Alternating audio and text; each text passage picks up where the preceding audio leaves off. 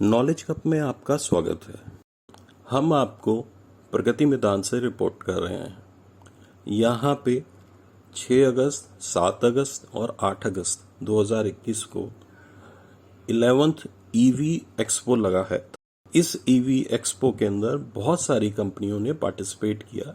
Basically ये वाला EV expo 2 wheeler electric vehicles के लिए था और इसको बनाने वाली कंपनियों ने, इसमें यूज होने वाले बैटरी पैक बनाने वाली कंपनियों ने और जो पार्ट्स बनाने वाली कंपनीज हैं उन सब ने इसमें पार्टिसिपेट किया था। यहाँ पे 2 तरह के ईवी व्हीकल्स थे। एक तो 2 व्हीलर्स थे जिसमें 2 व्हीलर्स में स्कूटर्स, ईवी स्कूटर्स और ईवी मोटरसाइकिल्स, बाइक्स, और 3 व्हीलर में ई रिक्शास और ऑटो, उनका डिस्प्ले था। और सबसे ज़्यादा यहाँ एक ध्यान देने वाली बात ये थी कि बैटरी मेकर्स बहुत ज़्यादा क्वांटिटी में यहाँ पे थे और कुछ कंपनीज ऐसी थी जो बैटरी पैक बनाने की रॉ मटेरियल्स प्रोवाइड करती हैं, वो वाली कंपनियां भी ज़्यादा थी। और ऑटो मेकर्स इतने ज़्यादा नहीं थे, जो ऑटो मतलब इलेक्ट्रिक व्हीकल्स बनाने वाले। इस ईवी एक्सपो में कई सारे वेंडर्स ऐसे थे जो ईवी में यूज़ होने वाले बैटरी पैक्स को बनाने का रॉ मटेरियल प्रोवाइड करते हैं। मतलब आप चाहें तो खुद भी बैटरी को खुद बना सकते हैं, जिसके लिए वो आपको पूरी जानकारी दे देते हैं। यहाँ पे डिस्प्ले में उन्होंने बैटरी पैक बनाने में जो भी इक्विपमेंट, सामान की ज़रूरत होती है, जो भी रॉ मटेरियल चाहिए, उन सब का डिस्प्ले यहाँ पे किया था और उससे रिलेटेड वो जानकारी भी आपको मुहैया करा रहे थे और उसकी प्राइस रेंज भी वो बता रहे थे, जिससे कि आपको पूरा आइडिया लग जाए कि एक बैटरी पैक आप खुद बनाना चाहें तो वो आपको कितना का कॉस्ट करेगा। अगर हम बात करें ईवी व्हीकल और कन्वेंशनल व्हीकल के बारे में, तो ईवी व्हीकल मतलब इलेक्ट्रिक व्हीकल जिसको बैटरी से करंट मिलता है, उसमें एक पेट्रोल व्हीकल में क्या फ़र्क है। तो बेसिक डिफरेंस ये है कि ईवी व्हीकल के अंदर एक मोटर होती है और एक बैटरी होता है। तो जो मेन पार्ट है, मोटर और बैटरी 2 ही पार्ट हैं। बैटरी का मतलब उस मोटर को चलाने के लिए करंट चाहिए। करंट कितना है आपके पास, जितना ज़्यादा आपके पास करंट स्टोर करने की कैपेसिटी होगा उतना ही आपके व्हीकल की रेंज बढ़ जाएगी। और कन्वेंशनल व्हीकल में तो ऐसे ही होता है क्योंकि उसमें पेट्रोल भरा जाता है, तो पेट्रोल भरने के बाद वो चलता है, तो उसमें जितना आप पेट्रोल डालते रहते हैं वो चलता रहता है। बट ईवी व्हीकल के साथ दिक्कत ये आती है कि उसको चार्ज करने के लिए आपको गाड़ी को रोकना ही पड़ेगा, अदरवाइज आप पे कोई और चारा नहीं है। और उसको कहीं पे आपको ले जाके कहीं चार्जिंग पॉइंट पे चार्ज करना पड़ेगा, या आप अपनी डेली रूटीन के हिसाब से बैटरी पैक लगवा सकते हैं कि किसी को रोज से 50-60 किलोमीटर जाना है तो वो बैटरी की कीमत कम पड़ेगी, सस्ती पड़ेगी। और किसी को रोज का 100 से 120 किलोमीटर का रन है तो उसके हिसाब से उसको जो बैटरी लेनी पड़ेगी वो उसकी कॉस्ट डेफिनेटली पहली वाली से ज़्यादा ही होगी।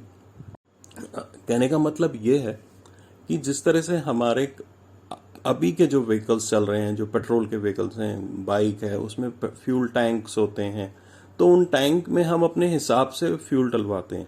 मगर इन व्हीकल्स के साथ बस दिक्कत ये है कि ये एक चार्ज के ऊपर एक सर्टेन किलोमीटर तक की आपको रेंज दे देते हैं, क्योंकि उसमें जो बैटरी पैक होता है और उसकी स्पीड और के हिसाब से कि आप कितना ज़्यादा स्पीड तेज जितना ज़्यादा चलाएंगे उतनी बैटरी ज़्यादा कंज्यूम होगी, और अगर आप उसको स्लो चलाते हैं और तो उसकी बैटरी उतना ज़्यादा कंज्यूम नहीं होगी, तो वो आपको ज़्यादा रेंज दे देगा। वैसे देखा जाए तो ईवी की आज हमें बहुत ज़रूरत है।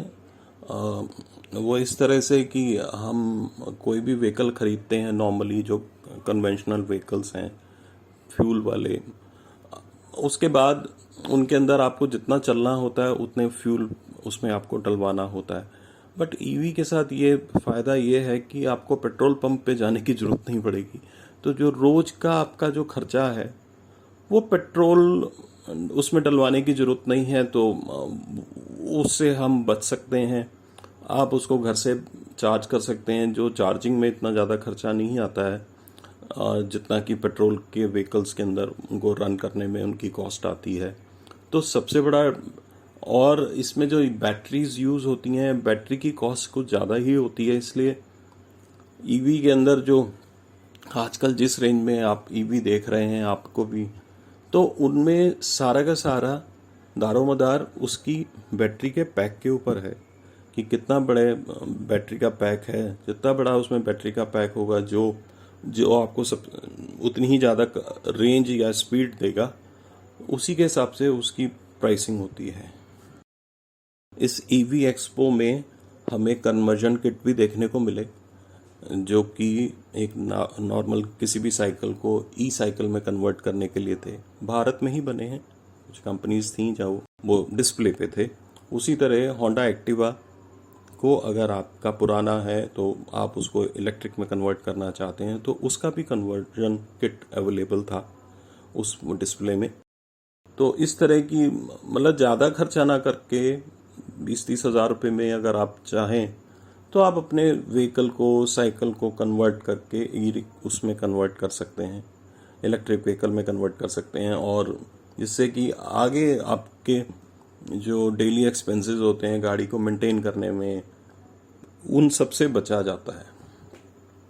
सबसे जो अच्छी बात इन ईवी व्हीकल्स की ये है, जो अगर हम उनको कन्वेंशनल व्हीकल्स जो फ्यूल व्हीकल्स हैं उनसे कंपेयर करें, तो इनके अंदर बहुत सारे पार्ट्स नहीं हैं। जैसे नॉर्मल जो व्हीकल होता है उसमें एक इंजन होता है, इंजन के साथ भी कुछ छोटे छोटे कंपोनेंट्स होते हैं, उसका इलेक्ट्रिक सिस्टम होता है, कार्बोरेटर होता है या इंजेक्टर्स होते हैं जो उसको चलाते हैं उस इंजन को। इन ईवी व्हीकल्स की सबसे बड़ी एडवांटेज ये है कि इनमें सिर्फ दो ही चीज़ें इन्वॉल्व होती हैं। अगर मैं आपको एक अजीब सा उदाहरण दूं, तो हमारे घर में जो सीलिंग फैंस होते हैं, उस सीलिंग फैन को चलाने के लिए एक बिजली का कनेक्शन चाहिए जिससे उसको करंट आएगा। जब उसमें करंट जाएगा तो घूमेगा पंखा। अब उस सीलिंग फैन में आप पंखड़ियां हटा के उसकी जगह टायर लगा दें, रिम और एक टायर लगा दें, तो वो एक तरह से ईवी व्हीकल का मेन पार्ट बन जाता है।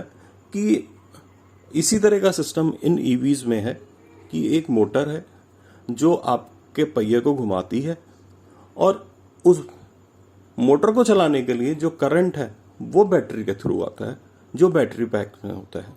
जितना बड़ा बैटरी पैक होगा उतनी ही ज़्यादा आप देर तक वो पहिया घूमेगा, और जितना छोटा ये बैटरी पैक होगा, छोटे का मतलब उसकी कीमत भी कम होगी, तो कम देर तक ही पहिया घूमेगा, ज़्यादा देर तक नहीं घूमेगा। लेकिन जो कन्वेंशनल व्हीकल्स थे उनमें बहुत सारी ऐसी चीज़ें होती थी जो मूविंग पार्ट्स होते थे, जिसकी वजह से रोज की वियर एंड टेयर वो लगी रहती थी।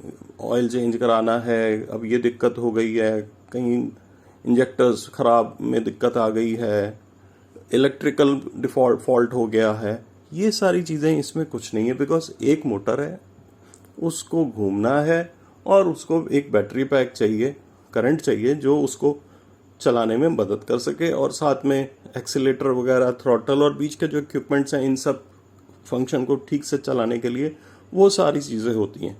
तो अगर हम ड्यूरेबिलिटी की बात करें तो ये कन्वेंशनल व्हीकल्स से बहुत ज़्यादा ड्यूरेबल व्हीकल्स हैं अगर हम उनकी ठीक ठाक ध्यान से करें। अच्छा, इसमें और वेयर एंड टेयर कुछ होता नहीं है क्योंकि इक्विपमेंट्स इतने ज़्यादा है नहीं। तो आप इस नॉलेज कप के वीडियो का आनंद लें, आप एंजॉय करें, देखें। अगर आपको वीडियो अच्छी लगे तो हमारे वीडियो को लाइक करें और हमारे चैनल को सब्सक्राइब करें, क्योंकि हम आगे भी इसी तरह के और वीडियोस आपके लिए लाते रहेंगे। धन्यवाद।